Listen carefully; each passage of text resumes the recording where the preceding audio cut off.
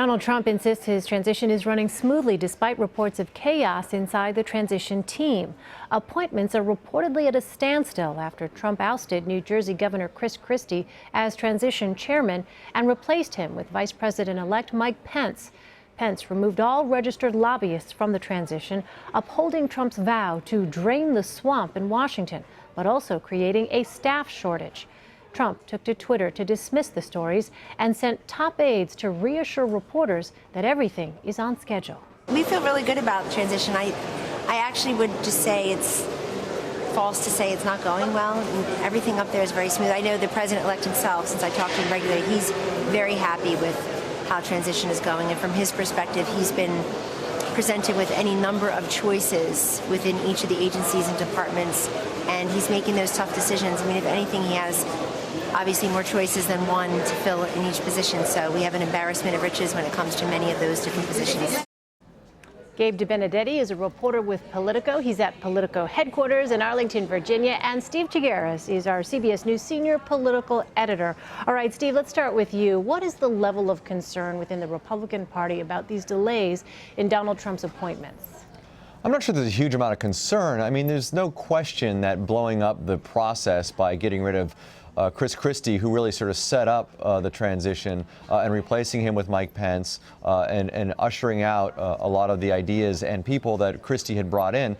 That's obviously a huge setback in terms of moving forward with this transition. But at the same time, it's not like there isn't precedent for this. I mean, both Obama's administration, as they were coming in, and Bill Clinton's administration had similar type of personnel issues. The big question for Trump, I think, is that this is an outsider candidate. He's dealing with a lot of outsider mindset. There's not a lot of longtime government hands who are really involved with this. I mean, Pence, who did work on Capitol Hill, who was a member of Congress, has been in Indiana, the governor of Indiana. So he hasn't been in Washington for a bit. I think there's some concern that there's not as much institutional knowledge on the team, but at the same time, if you look at what Obama and what Bill Clinton did in their transition, I mean, they took a bit of time to name their first cabinet members. For Bill Clinton, it was about 5 weeks. For Barack Obama, it was about 3 weeks. So they're not necessarily behind it at this point.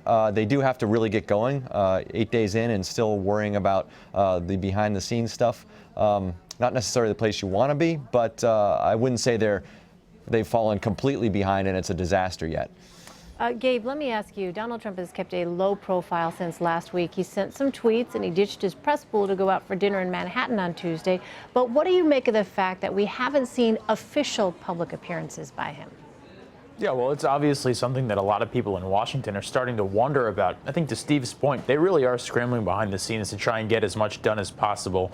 And it's clear that, President-elect Trump is talking to foreign leaders, talking to some of his advisors, trying to really set up the transition itself. So clearly he's a busy guy. But I think there are a lot of people in the Republican Party and the Democratic Party alike who are really waiting to hear from him. He obviously has had the 60 Minutes interview and has tweeted a few times. But what we haven't seen is some sort of address. And a lot of folks here in D.C. especially are saying, we're seeing some unrest, we're seeing some protests. People are clearly not happy with how this all shook out. This would be an obvious opportunity for the president-elect to get out there and sort of send a message to the public at large. And one thing that's pretty strange that's going to be happening tonight is Hillary Clinton will be giving a talk. She'll be speaking in Washington.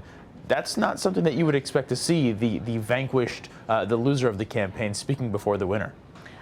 Steve, let me go back to this time frame on these Trump appointments. You basically said that when you look at precedent, it's not necessarily that this incoming administration is that far behind where other people were. At the same time, it was interesting. Joe Biden gave an interesting answer on Wednesday when asked if Trump's administration would be ready on day one. He said, no administration is ready on day one. So realistically, what might be the impact of this delay in appointments?